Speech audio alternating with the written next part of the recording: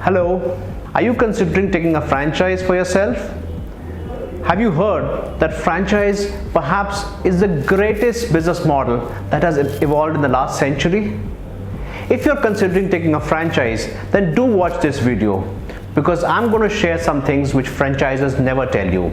I'm going to talk about the 10 things that no franchisor wants you to know. So here are the drawbacks of franchising. First of all, there's an initial license fee that you have to pay for the brand, and there's an ongoing fees as well. Second, there is limited flexibility to operate. You're not a free cowboy. You're not your own boss in the truest sense of the word because you cannot do anything and everything you want.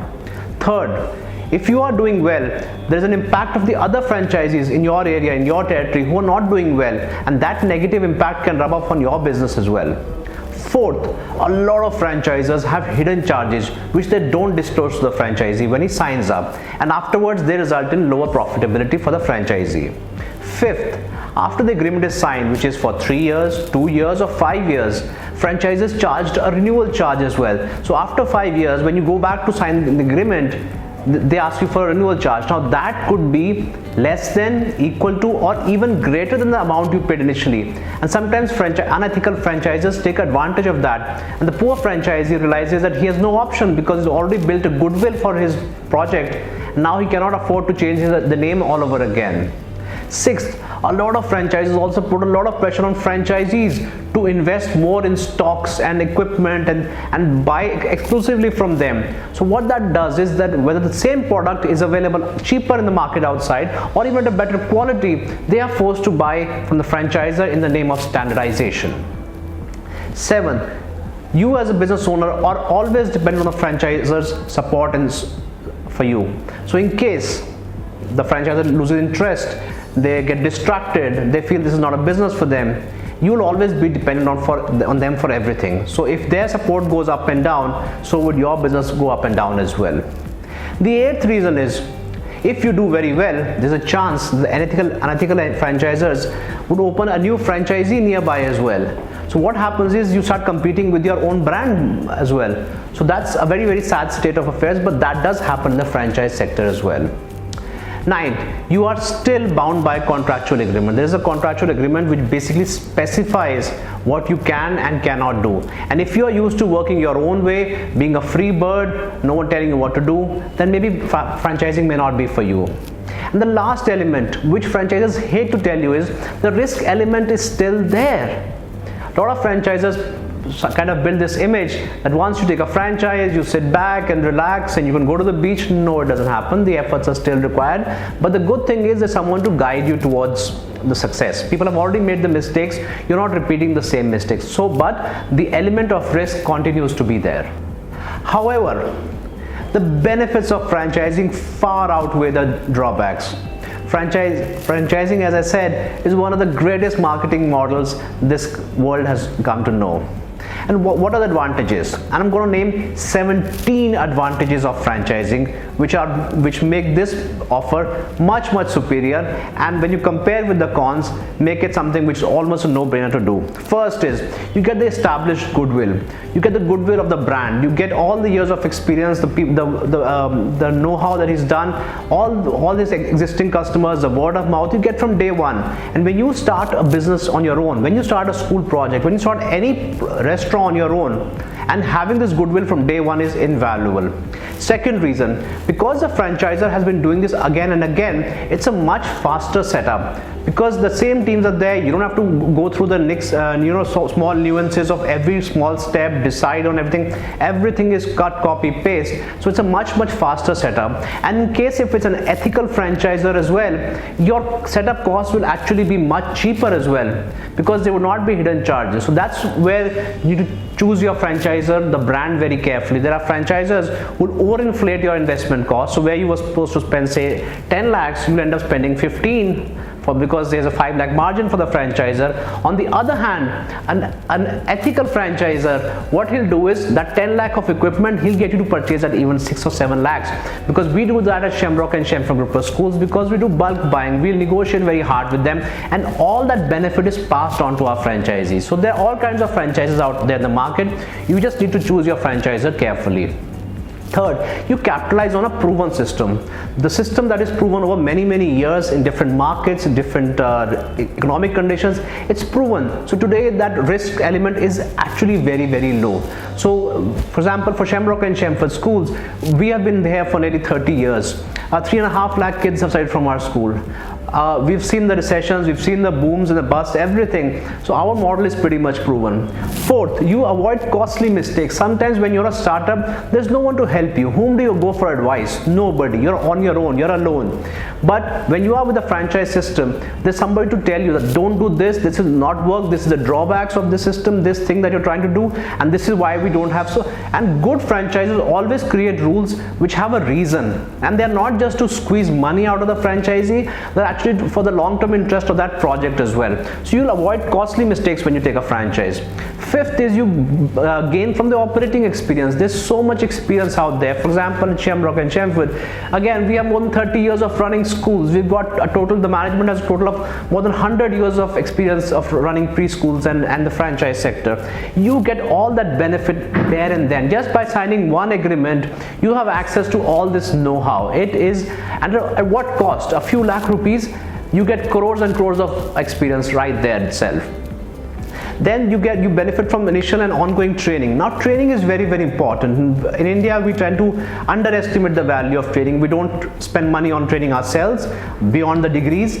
But in a franchise system, in a model where the customer experiences has to be wow at every moment, you have to have a franchisor who believes in training. The reason is, otherwise, how do you transfer knowledge from the head office or from one unit to the other centers?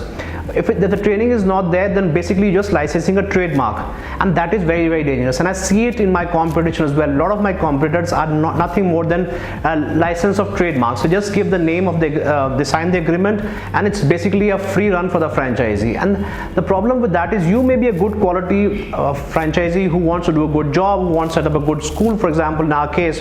But what about the franchisee who's next door to you? If he's not doing a good job, he's just fleecing money of their target audience, ultimately that bad reputation starts rubbing off on you.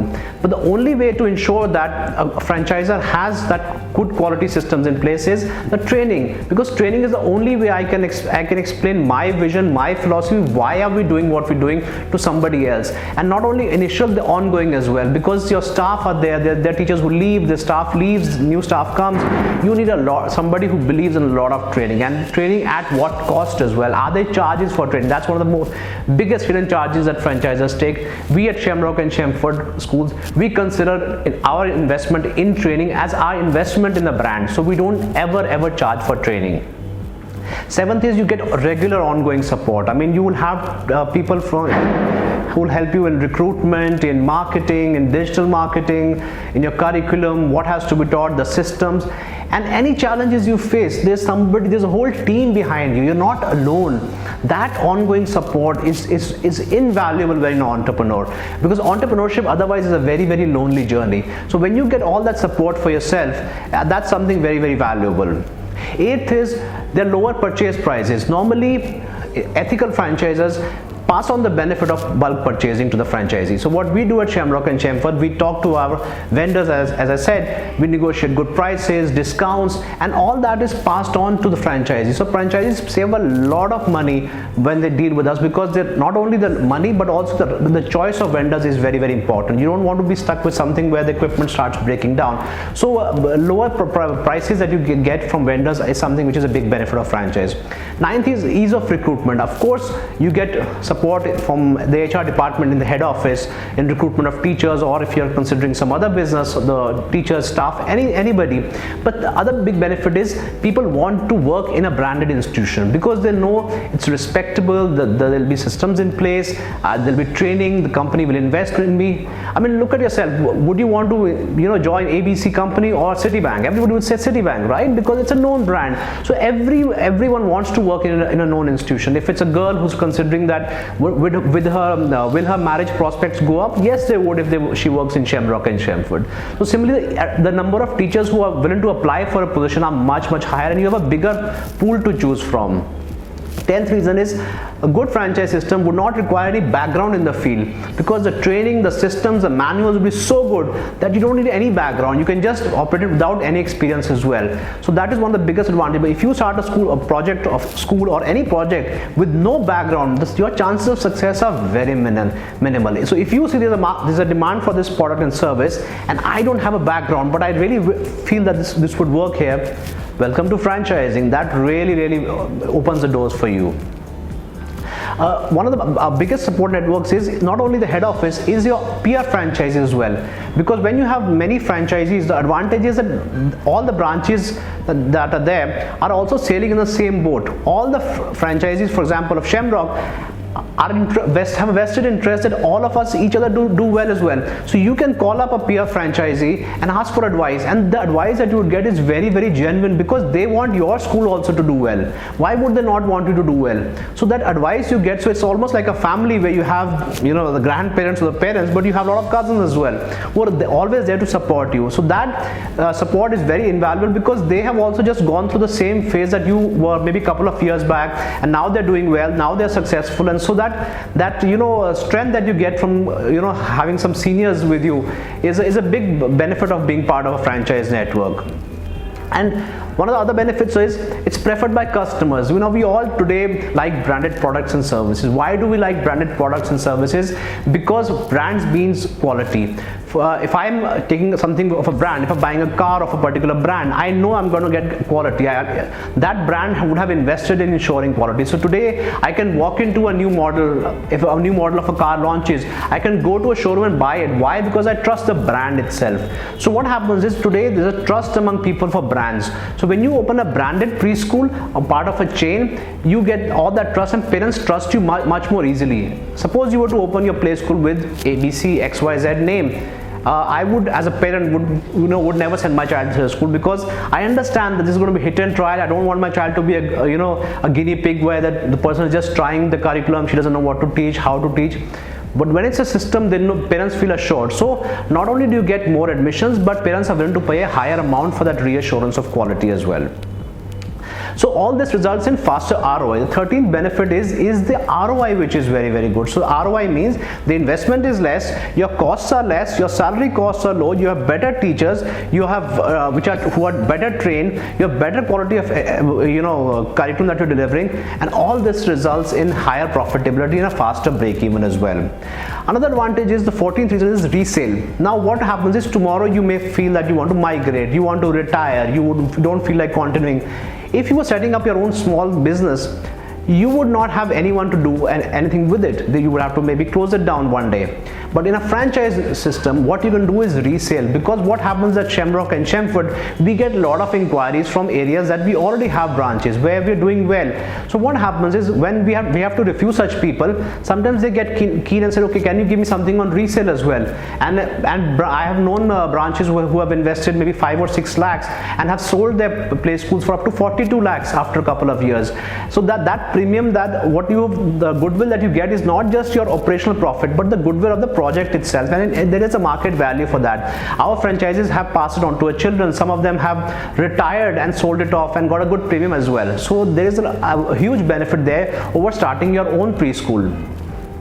One of the other reasons is 15th is cheaper loans by banks. So what happens is if you're going for a loan for your project, once you take a franchise, the bank assumes the risk element is lower. The banks know that the risk is lower because there's a brand supporting you who will take whatever it takes to make you successful as well. So the risk element is lower. So when our franchises have gone out for a small loan and then afterwards they have signed the agreement, the interest rate actually has come down. That shows that the risk is actually less, because these are professionals. The bankers have done their maths and everything.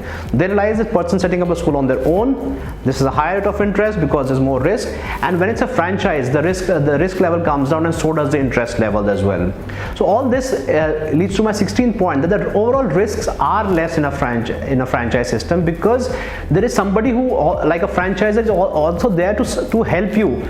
the franchisor's reputation is also on the line as well. So they will also take whatever it does to, do whatever it takes, to make you work. If it doesn't work, then there is no point in signing a franchise if the model doesn't work. So the franchisor makes a lot of efforts to ensure that you are successful, whatever it takes, hand holding, training, looking at evaluating your marketing, what is not working, and then finally whatever was not working is changed, and the project picks up as well. If you're on your own, you're pretty much lost. You don't have the experience, you don't have the background, you don't know where the mistakes are. Mistakes could be in anywhere. Could be in your marketing, it could be in your counseling, could be the infrastructure, the fee that you're charging, the quality of teachers, your curriculum. What is it that's not working?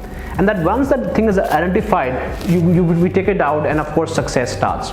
And the final 17th benefit is, at the end of everything, you are your own boss. You have control over your own project. That satisfaction of being an entrepreneur is still very much there. And with all this handholding, you still feel that yes, I'm on my own, I'm starting my own project. That satisfaction which you don't get in a job is still very much there, which you would have in your own business. So you can very well see how franchising actually is the great business model. A proven system, a proven brand, and a lot of support ensures a lot of success. And do you know what the statistics say?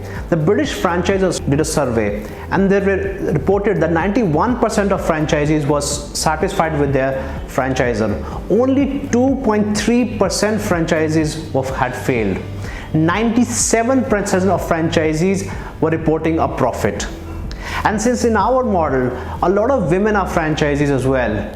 So Franchise Business Review did a survey as well, and 80% of women believe that franchisor acts with high level of integrity.